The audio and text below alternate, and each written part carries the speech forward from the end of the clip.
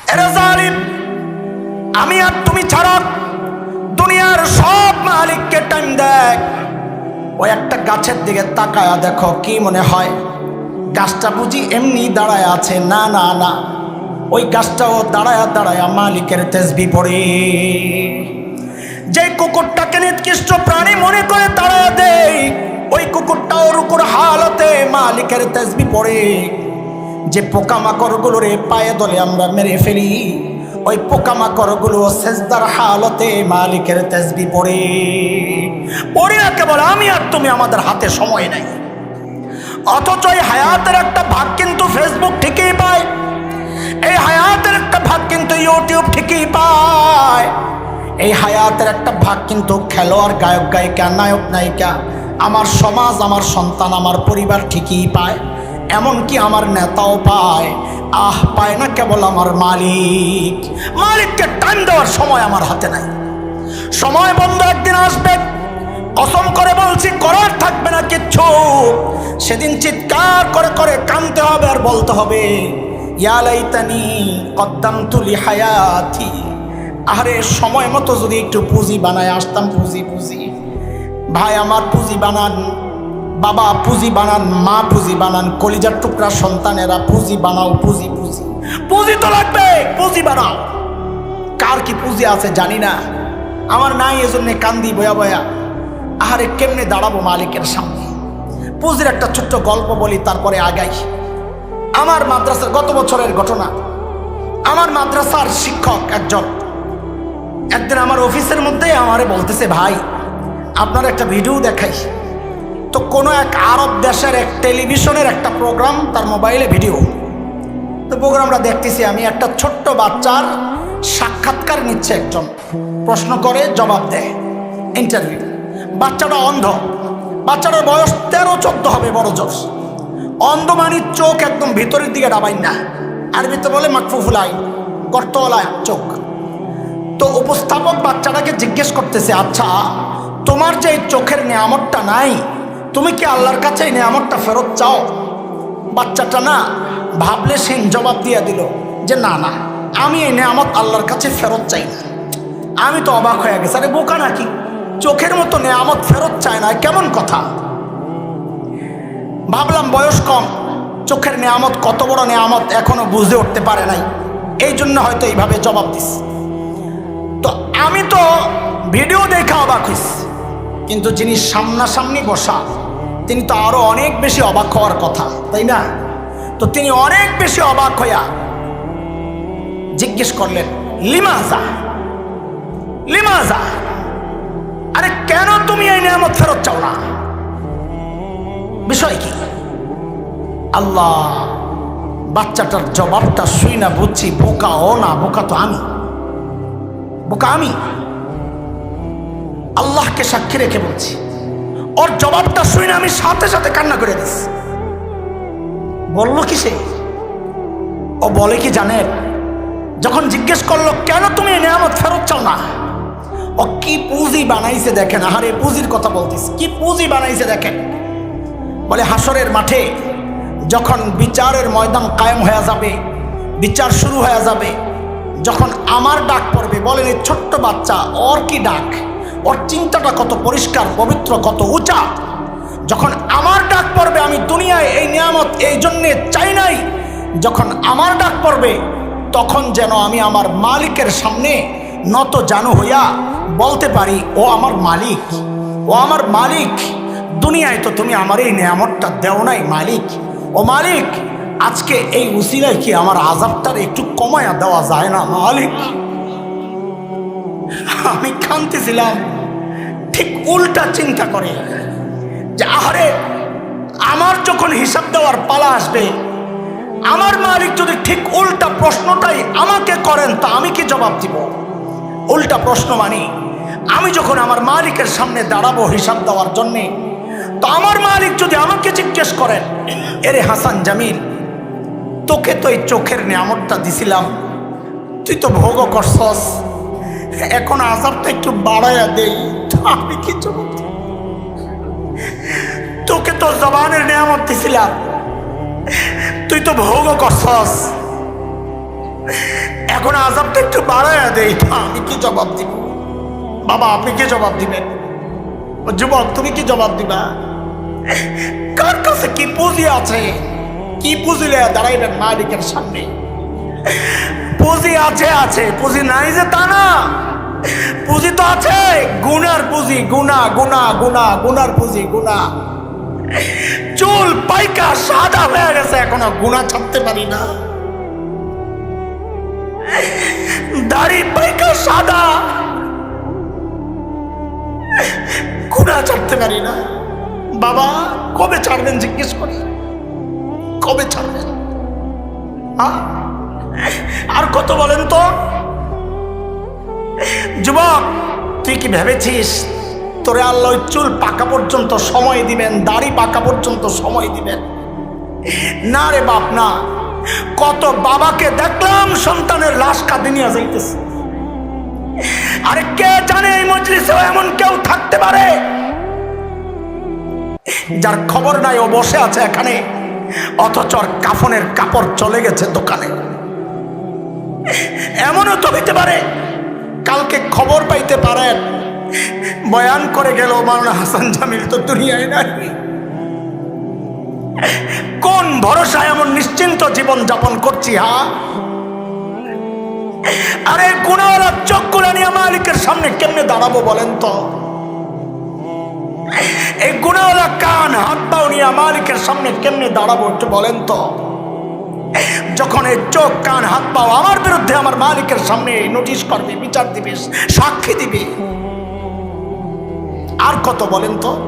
একটু থামেন না, এবার হয়েছে তো, করছেন তো, এবার থামেন। আর কত? কার নাফরমানি করতেছেন? আরে কার নাফরমানি করতেছেন? ওই মালিকের না যে মালিক আমাকে আপনাকে এত ভালোবাসে। কোনদিন ভেবেছেন কত ভালোবাসেন? ভেবেছেন? সময় কোথায়? কত ভালোবাসেন। আল্লাহু আকবার। আরে আমি আপনি যখন দরজা আটকায়া গুনাহ করি, ভেতরে গুনাহ চলতেছে, ওই গুনাহ অবস্থায় আমার মালিক দরজার নিচে দিয়া বাতাস আর অক্সিজেন পাঠায়া দেন যেন আমি মইরা না যাই। ওই মালিকের নাফরমানি আর কত কাজ? এরে যুবক, এর চেয়ে ভালো করে বুঝানোর সামর্থ্য শক্তি আমার নাই, যোগ্যতা নাই। আমি বলি কি, আমার কথাগুলো যদি তোদের হৃদয়ে টাচ না করে তো তোরা আমার সামনে আয়, তোরা আমার সামনে আয়, তোদের পাওগুলো আমার সামনে মিলে দে, আমি তোদের পাওগুলা জড়ায় ধইরা সারা রাত বসে বসে কান্দি, তাও তোরা গুনাহ ছেড়া দে।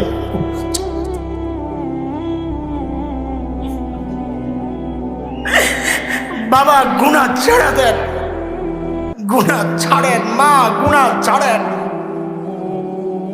হয়েছে তো, এবার থামেন না। হয়েছে, করছেন তো, এবার মালিকরা ডাক দেন, ভয় পায়েন না, হতাশ হয়েন না। মালিক বড় ভালোবাসেন, ভালোবাসেন, কত ভালোবাসেন। আরে দুনিয়ার মানুষ তো অপরাধীকে খুঁজে শাস্তি দেওয়ার জন্যে, আর আমার এমন একজন মালিক আছেন যিনি অপরাধী খুঁজেন মাফ করার জন্যে।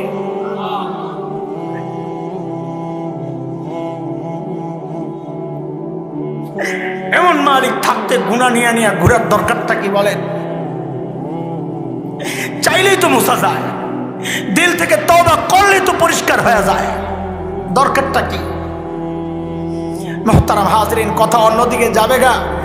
আমি বুঝাইতে চাইছিলাম মানুষগুলো ছিল কি, হইল কি, মনে আছেনি কথা?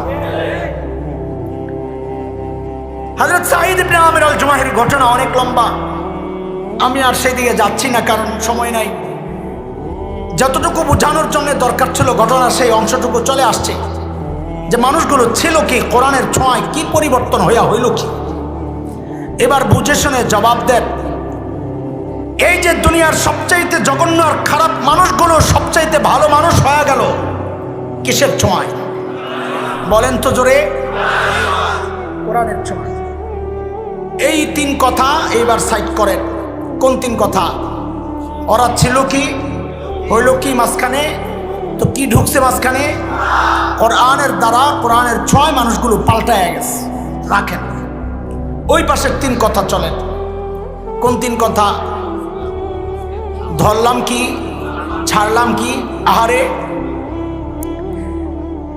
সাহাবায়ে কেরাম যে কোরআন ধরে এত উপরে উঠে গেলেন, আমরা সেই কোরআনকে ছাড়লাম, জীবনে কোরআন নাই। সাহাবায়ে কেরাম যে জাহালতকে ছাড়লেন, আমরা সেই জাহালতে ঢুকে গেলাম। বলেন এটা আমাদের জন্য গর্ব না আফসোস? আফসোস, বুঝা বলেন আফসোস। কেন আফসোস? কেন আফসোস এটা বুঝেন, না বুঝলে তো বুঝবেন না।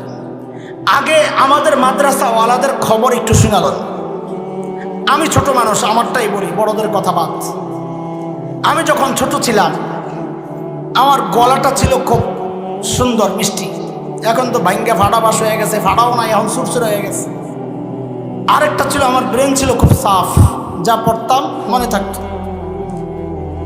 আলহামদুলিল্লাহ। তো ওই যখন 7-8 বছর, তখন আমরা যে বাসায় ধানমন্ডিতে ভাড়া থাকতাম, ওই বাসার বাড়িওয়ালার মেয়েরা ছেলেরা আমাকে নিয়ে যেত পড়াইতে। ওরা বড় মজা পাইতো আমাদের পড়াইয়া, ইংরেজি পড়াইতো, বাংলা পড়াইতো। তো ওরা অবাক হয়ে যায়, এটা কি জিনিস বললে দিলেই পারে। তা আমারে আয়া বুঝাইতো, খালাম্মা এই মেধাবী ছেলেটারে নষ্ট করেন না। নষ্ট বুঝছেন নি আপনারা? কি মাদ্রাসায় দিয়েন না। মাশাআল্লাহ, আপনারা একটু বুঝে শুনে বলেন, আমার বাবা মা যে আমাকে মাদ্রাসায় পড়াইছেন, আমারে জিতাইছেন না ঠকাইছেন? ওনারা জিতছেন না ঠকছেন? আরে আমার বাবা মা জিতছেন না ঠকছেন? আমার বাবা মাও জিতছেন, আমারও জিতাইছেন। কেন? কেনটা একটু ছোট্ট করে বুঝেন। নিজেদেরটা আমরা এত বেশি বলবো না, আপনাদেরটাই বলবো। দেখেন আমি ছোট মানুষ, আমারটা বলতেছি, বড়দের হালত আরো অনেক। আমি কেন ঠকি নাই? দুনিয়ার রাজা বাদশাদের চেয়ারে হয়তো বসি নাই, বসতে পারি নাই, কিন্তু আল্লাহর কসম খায়া বলছি, আমি গুনাহগার হব না, এই জায়গায় আমি মিথ্যাবাদী হব না। আমাদের জন্য আল্লাহ যে ইজ্জত আর মানুষের ভালোবাসা বরাদ্দ রেখেছেন, দিয়েছেন, দুনিয়ার রাজা বাদশারা এর ধারে কাছেও নাই। ঠকছি না জিতছি? জিতবো ইনশাআল্লাহ আখিরাতেও। যখন আল্লাহ বলবেন ইকরা ওয়ারতাকি ওয়ারাত্তিল কামা কুনতা তুরাত্তিলু ফিদ দুনিয়া ফাইন্না মানজিলাতাকা ইনদা আখিরি আয়াতিন তাকরাউহা। দুনিয়ার সবচাইতে উঁচু বিল্ডিং কোনটা? কোনটা? বুরুজ খলিফা। জানোস তোরা না? বুরুজ খলিফায় উঠছে এমন কেউ আসেনি? আরে উপরে উপরে তো দুনিয়ায়ও তো আপনারা আমগো উপরে যান নাই। বুরুজ খলিফার সর্বোচ্চ চূড়ায় উঠছি আমি। আরব আমিরাতের প্রেসিডেন্টের দাওয়াত দিয়ে নিছিল গত বছর। তা আমাদেরকে রাষ্ট্রীয় মেহমান হিসাবে রাষ্ট্রের সব আকর্ষণীয় জায়গায় ঘুরাইছে। তো বুরুজ খলিফার উপরে উঠছি। তো উঠছি, ভিতরে একটুও কোনো ইয়ে আসে নাই। আরে বাপরে, কই উঠছি, কেন আসে নাই? থুরু, এটা কিছু, এটা কয় তালা? আমারে তো আল্লাহ দিব কোরআনের যেই কয়টা আয়াত, সেই কয়টা তালা, তাও জান্নাতে ইনশাআল্লাহ। ইনশাআল্লাহ। এইটা কি একটা হাতের ময়লা? ঠকি নাই। আমার মা বাবা কি ঠকছেন? কেন ঠকেন নাই? ঠকেন নাই এই জন্যে প্রতিদিন প্রোগ্রাম 2টা 3টা 4টা করে প্রতিদিন। গতকালও 4টা প্রোগ্রাম করতে হয়েছে। ঈদের দিনও আমাদের ছুটি নাই, ঈদের নামাজ পড়াইতে হয় না। এই আগামী রোজার ঈদের পরের দিনও, একেবারে লাগার দিনও 3টা প্রোগ্রাম। এমন কোন দিন তো মনে পড়ে না আমার যে হাত উঠাইয়া বলি না রব্বির হামহুমা কামা রব্বায়ানি সাগীরা। আমার মা বাবা ঠকছেন না জিতছেন? আজকেও এই আজকের কথা শোনাচ্ছি। যেহেতু এলাকায় আসবো, নিজের গ্রাম পার হয়ে আসবো, বাড়িতে গেছি দুপুরবেলা আগে, যায়া মা বাবার জোহরের নামাজ পড়ছি। মা বাবার কবর আমার গ্রামে মাদ্রাসার পেছনে। যায়া 2 জন পাশাপাশি শোয়া, মাথার কাছে বসছি, বৈশা কিছুক্ষণ কোরআন কারীমের তিলাওয়াত করছি আর আল্লাহর সাথে কথা বলছি। আল্লাহ, এই যে তিলাওয়াত করলাম, এই মানুষগুলোর উসিলায় আল্লাহ যারা আমাকে তোমার সাথে জুড়ে দিয়ে গেছে, আল্লাহ তারা যেন তোমার থেকে বিচ্ছিন্ন না হয়ে যায়। মালিক, তাদেরকে তুমি তোমার রহমতের চাদরে ঢেকে রাখো, তাদের কবরটাকে জান্নাতের টুকরা বানায় দাও। মালিক বলেন, আমার মা বাবা ঠকছেন না, জিতছেন। আপনারা যারা সন্তানকে দিন শেখান নাই, বাহিরে বাহিরে আমাদের সামনে এসে ভাবলন, হুজুর দোয়া করি, মেয়েটা ডাক্তার, জামাইটাও ডাক্তার, ছেলে লন্ডন থাকে, আরেক ছেলে ইউরোপ থাকে, এটি কোন মাঝে মাঝে আবার গোপনে গোপনে আরেক হুজুরের কাছে যান, হুজুর একটা তাবিজ দেন। কি হয়েছে? আমার মায়ের লগে জামাইটার বনি বোনা নাই। পোলায় খবর লয় না, হুজুর কাঁদতে কাঁদতে শেষ। মুখে মুখে ভাবলেন, ভিতরে জইলা শেষ। বলে জলে যে আপনি জানলেন কেমনি? আমি মৌলবীর কথা আপনাদের কাছে এত লাগবে না। পত্রিকাওয়ালাদের রিপোর্ট শোনাইতেছি, আমার কাছে কাটিং আছে পত্রিকা, এগুলো রাইখা দিয়ে আমার দরকার লাগে। পত্রিকাওয়ালাদের রিপোর্ট, উচ্চ শিক্ষার হার যত বাড়ছে, মা বাবার সাথে সন্তানের দূরত্ব তত বাড়ছে। এই উচ্চ শিক্ষা কি মাদ্রাসা শিক্ষা? এই জায়গায়ও আপনারা আরেকটা ধোকায় আছেন। কেন? কারণ জমিন উপরে না আসমান উপরে? তো যেই শিক্ষা জমিনে তৈরি হয়েছে ওইটা উচ্চ শিক্ষা হওয়ার কথা না, যেই শিক্ষা আসমান থেকে আসছে কোরআন, সেই কোরআনই শিক্ষা উচ্চ শিক্ষা হওয়ার কথা। ধোকা তো সব জায়গায় খাইয়া রয়েছেন, খবর নাই। আসলেই তো লেখাপড়া একটু বেশি ঢাকা চলে যায় মা বাবা ছাইরা, আর একটু বেশি বিদেশ চলে যায় বউ লইয়া, মা বাবার খবর নাই। মা বাবার খবর আছে কোন জায়গায়? ওই গত রোজার ঈদের দিনের গল্প শোনাই আপনাদেরকে। আমি সব বাস্তব বাস্তব কথাগুলো শোনাইতেছি যেন কেউ ছুটতে না পারে, সাইদিয়া ধরতেছে। টেলিভিশনওয়ালাদের একটা রিপোর্ট আসছে আমার মোবাইলে, ইউটিউবের ভিডিও। বৃদ্ধাশ্রমের রিপোর্ট করতে গেছে টেলিভিশনওয়ালারা, বুড়া বুড়ি ঈদ উদযাপন কেমনে করে। তারা যায়া ভিডিও করছে। আহারে, বুড়ি পেয়ালার মধ্যে ফিন্নি খাইতে পারে না, খালি নাড়ে চারে আর কান্দে। বুড়া নাড়ে চারে আর কান্দে, চোখ দিয়ে ঝরঝর করে পানি পড়তেছে। তাদের কথাবার্তা শুনে জানলাম কেউ সাধারণ ঘরের কোনো বুড়া বুড়ি না, হাই সোসাইটি, এলিট শ্রেণী। ছেলে মেয়ে সব ইউরোপ আমেরিকায় থাকে, নিজেও উচ্চ শিক্ষিত, বড় বড় চাকরি করেছে, ফার্স্ট ক্লাস চাকরি, ইউনিভার্সিটির শিক্ষক আছে। কান্দে। ঈদের দিন চারপাশে কেউ নাই, একা, অসহায় অসহায়। আমারও চোখের পানি আসছে ওদের চোখের পানি দেখে। কিন্তু একটা বিষয় চিন্তা করে আমার বুকটা ভরে গেছে, ফুলে গেছে গর্বে। কেন জানেন? ওই যে বুড়িরে জিজ্ঞেস করে ছেলে কি করে, মেয়ে কি করে। আহা, আলহামদুলিল্লাহ, একজন বুড়ি বলেন নাই আমি হাফেজের মা, একজন বুড়া বলেন নাই আমি আলেমের বাবা। গর্ব করেন না? ছেলে ইঞ্জিনিয়ার, ছেলে ডাক্তার, গর্ব করেন। আরে গর্ব তো করবে হাফেজের বাবা, গর্ব তো করবে আলেমের বাবা। আমাদের কিসের গর্ব? গর্ব করেন। সন্তান কাছে নাই, দূরে। এটা হলো দুনিয়ার দৃশ্য।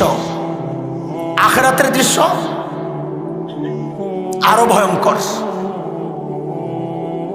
বিচ্ছিন্ন আখিরাতেও হবেন, দুনিয়ায় তো বিচ্ছিন্ন বিচ্ছিন্ন, বিচ্ছিন্ন কোথায় হবেন? আখিরাতে হবেন। কিভাবে? যেই সন্তানের দুনিয়ার ক্যারিয়ার চিন্তা করে নিজের দুনিয়ার ক্যারিয়ার শেষ করেছেন, ওই সন্তান ঠিকই আপনার আখিরাতের ক্যারিয়ার বরবাদ করে দিবে। আমার কথা না, কোরআনের কথা।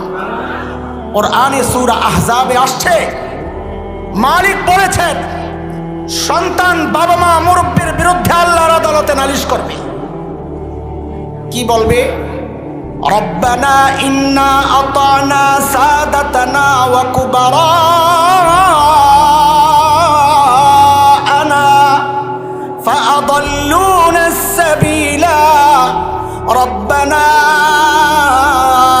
আতিহিম দি'ফাইনি মিনাল আযাব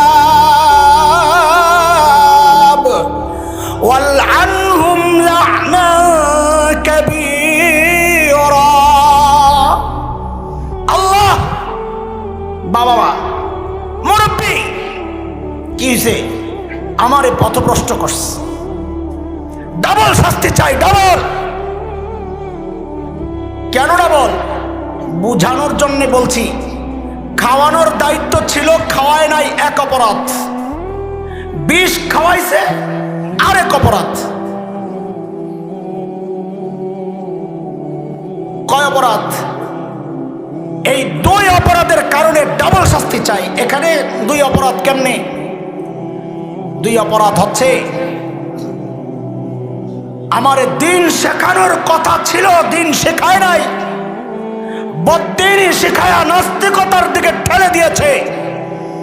এই দুই অপরাধের কারণে আমি ডাবল শাস্তি চাই।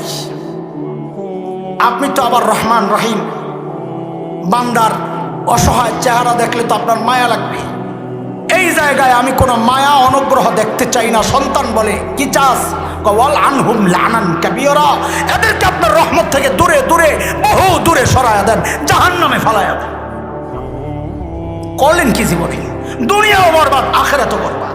এরপরও গর্ব করেন, বলেন যা করছি ভুল করছি না ঠিক করছি? ভুল করছি। এটা গর্ব না আফসোস? এই জন্যই বলাইছি, মুখস্থ করাইছি, ধরলাম কি ছাড়লাম কি। আরে 5টা প্রতিজ্ঞা করেন। কয় কথার বয়ান হয়েছে আজকে? সাহাবীদেরকে নিয়ে কয় কথা? ওরা ছিল কি, হইল কি, মাঝখানে ধরলাম কি, ছাড়লাম কি, আহারে করলাম কি। মাশাআল্লাহ, এই 6 কথার বয়ান, 5টা ওয়াদা নিয়ে যাই শেষ। সবাই বলেন শুদ্ধ কোরআন শিখবো ইনশাআল্লাহ। ঠিক আছে? আপনি অনেকে মনে মনে চিন্তা করেন, হুজুর আমি জানি মাশাআল্লাহ পড়ছি। বাজান, আপনার ওই শুদ্ধ কোরআন পড়লে আমাদের মাদ্রাসার বাচ্চারা শুনলে হাসতে হাসতে উল্টায় পড়ে। আপনি শুদ্ধ মনে করছেন লম্বা একটা আউলা জাউলা টান দেওয়ারি, লাইলা ফি কুরাইশিন লাইলা ফিহিম। এটা শুদ্ধ না, এটা শুদ্ধ না। শুদ্ধ শিখান, উলামায়ে কেরামের কাছে আসেন, বলেন ইনশাআল্লাহ শুদ্ধ কোরআন শিখবো, কোরআন পড়বো, কোরআন মানবো। কটা হইল? বলেন আবার, শুদ্ধ কোরআন, কোরআন পড়বো, কোরআন মানবো। 4, কোরআন ওয়ালাদেরকে ভালোবাসবো। ঠিক আছে? কোরআন ওয়ালাদেরকে ভালোবাসার কারণে যদি দল ছাড়তে হয়, নেতা ছাড়তে হয়, রাজি আছি ইনশাআল্লাহ। ইনশাআল্লাহ।